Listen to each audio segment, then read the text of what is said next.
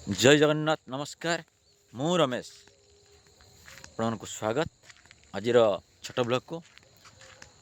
आज मुझी पहुँची जाइए आम गाँव में और गाँव में तो मजा किसी निरा ना कहीं ना आप जिते बाहर काम करूँ जो भी चाकरी करूँ निज गाँ माटीर बास्ना किसी अलग।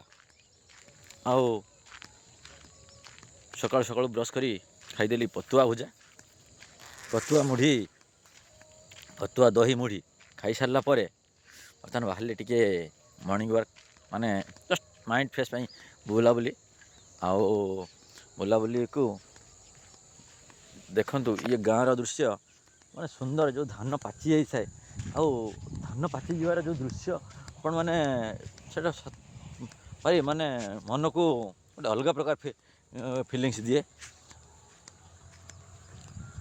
से मु चेष्टा करे गाँ मत भाई गाँ छाड़ी माने जीवा को भारी कष्ट हुए। बाहर जिते भी काम कर गाँ गाँ आओ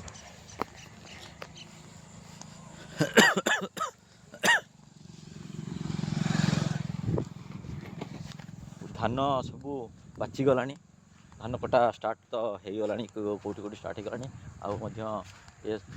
आ जहाँ भी अच्छी सब पाचीज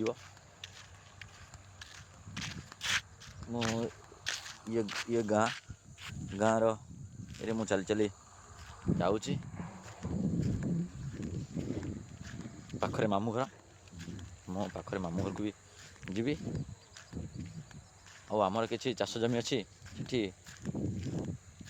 हल हो आमर मिथुन भाई हल कर देते हल करापर देखिए कि कौन कौन गोटे लगेगा कि नुआ जिनस लगेला कौन करवा तो देखिया माइंड सेटअप करिया से मत गाँव बेसी खुशी लगे। देखो ये जो धान पाची जाइए पूरा गोल्ड गोल्ड चारिआडे गोल्ड पूरा पूरा सुंदर सुंदर लगुच। से आपण मैंने जो रुहतु ना निज गाँ को केवे भूलतुनि, निज गाँव भल पाइबा निज गाँ माटीर बास्ना आउ कौटी मिलबनी।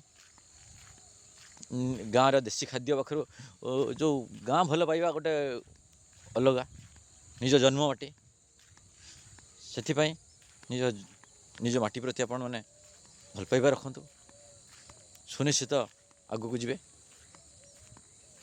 नहले लाइफ माने एमती बाहर काम करी करी जे आज आज टंका अच्छी काल टंका नथिबो से किसी करने को चेष्टा करूँ निज गाँ को भल पाइबा माने गाँ को भूलतुनि। आपण गाँव केमिति धान पाचिला कि ना कमेंट जनइबे।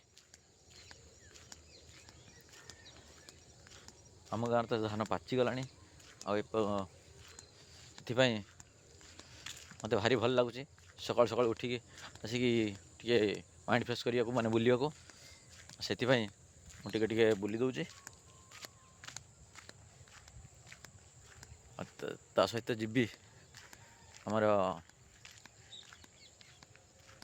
देखो ये विल मझे गोटे गोटे छोट छोट पोखरी अच्छी पोखरी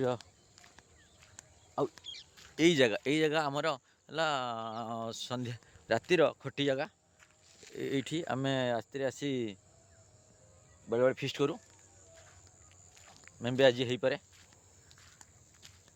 संध्या बेले आमर भाई मानकर देखाला देखिए कौन गोटे करिया आउ देखो पोखरी ये पोखरी कहीं पोखरी पोखरी हबार लाभ केते आपण मैंने एबे तो धान कटा सरीज लोक मैंने छाड़देवे कौन गाई गोरु छेली जहाँ भी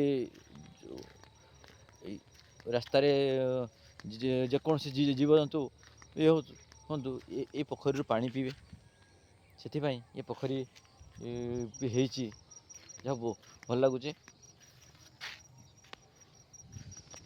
पोखरी आपण मान एरिया भी पोखरी गोटे हवा दरकार कहीं पानी पानी ही जल आम जल ही जीवन ଆଉ ଜଳ ପିଇବା ପଶୁପକ୍ଷୀ ସମସ୍ତଙ୍କ ପାଇଁ ଜଳର ଆବଶ୍ୟକ ରହିଛି। ସେଥିପାଇଁ ଯାହାକୁ ଏଠି ସେ ନନାଙ୍କ ଦ୍ୱାରା ଆମର ପୋଖରୀ ହେଇଛି, ପୋଖରୀ ହେଇକି ସେ ଇଏ କରୁଛନ୍ତି। ଦେଖନ୍ତୁ ସୁନ୍ଦର ଧାନ। ଜୟ ଜଗନ୍ନାଥ। ଆଜିର ଛୋଟ ବ୍ଲଗ୍କୁ ମୁଁ ଏଇଠି ରଖୁଛି। ନମସ୍କାର।